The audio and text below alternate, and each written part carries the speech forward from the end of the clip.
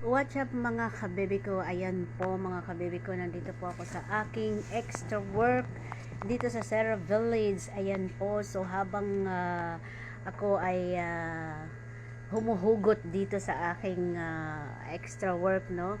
So, inaayos-ayos ko muna yung aking sarili at tinitingnan ko muna yung sarili ko kung okay lang ba ako, kung kaya ko pa ba. Ayan mga kabebe ko, kasi nga life is OFW, napakahirap po yan.